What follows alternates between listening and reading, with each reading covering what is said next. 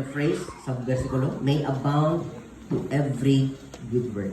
Now, God's purpose here, in abundance is not personal comfort, but a missional impact. Now, pulong na abound rin, it implies overflowing, fruitfulness, and active engagement in the ministry. That means, alang siya sa buluhaton sa Ginoo. Ministry in giving, ministry in serving, and ministry in helping other people. And God wanted us to abound in every good work. Not just work there is a church, but in mga daily acts of love.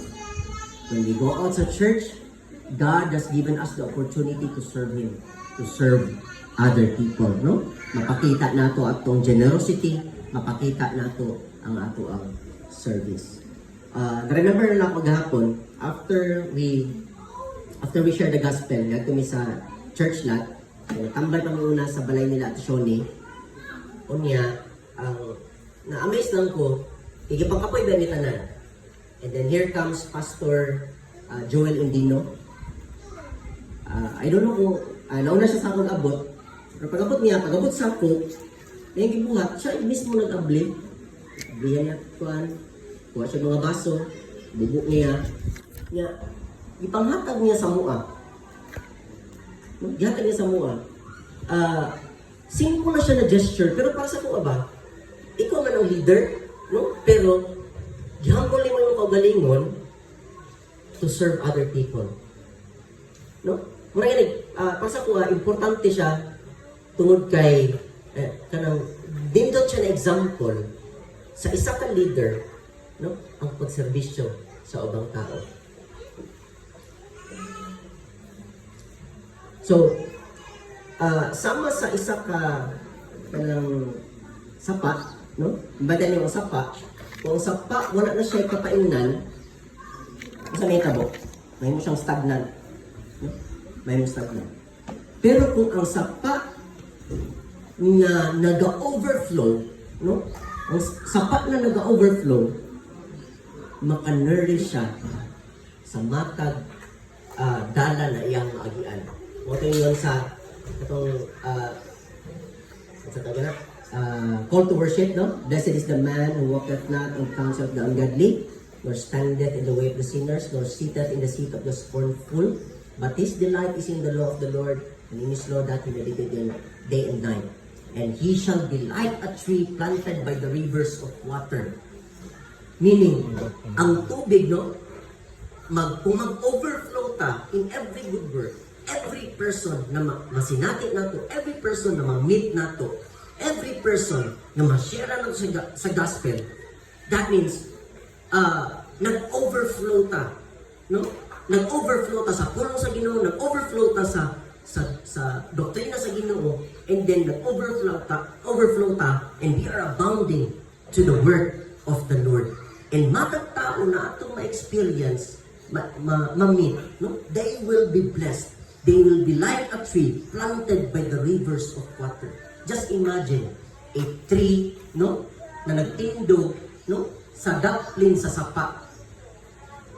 Mahimong tang maka-nourish sa mga lugar kung asa ka gibutang ni God. God wanted us to overflow. God wanted us to abound in every good work. Na dili ta mahimong kontento kung unsa akong ginabuhat karon. God deserves the best, God deserves the honor pinaagi sa ato ang maayong binuhatan.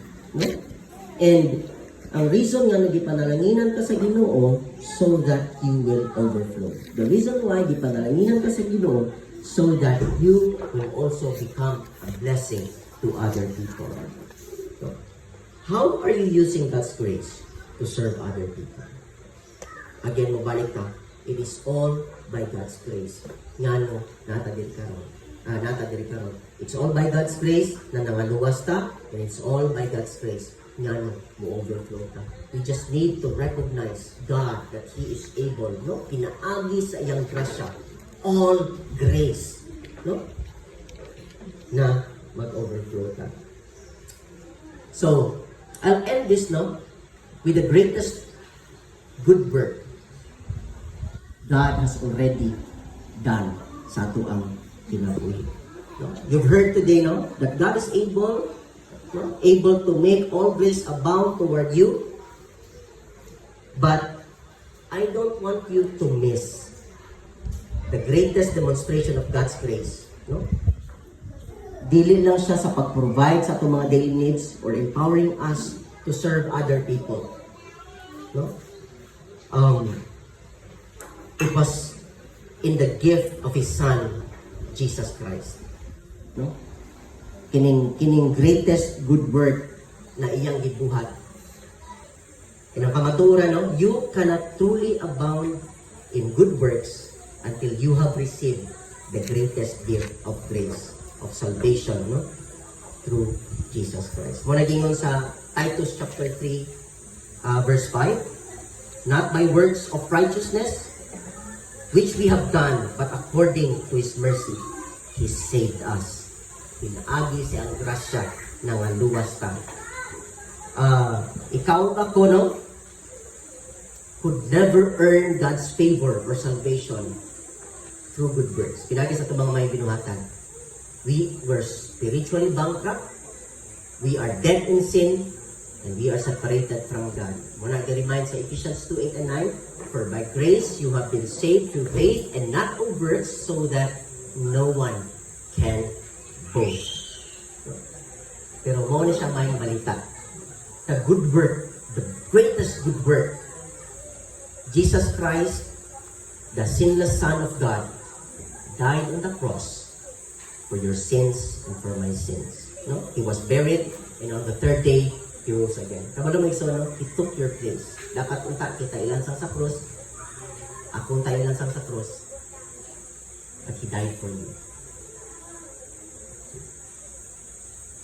He took your place, He took your punishment, pinakaninag dara, wala lang niya giangkon ang sala, atong punishment. He also gave us the free gift of salvation, the free gift of eternal life. Igsoon, you are enjoying right now the free gift of salvation. You are enjoying right now eternal life. Ang imong kaluwasan. And listen, mo remind ako, no, na ang ato ang mga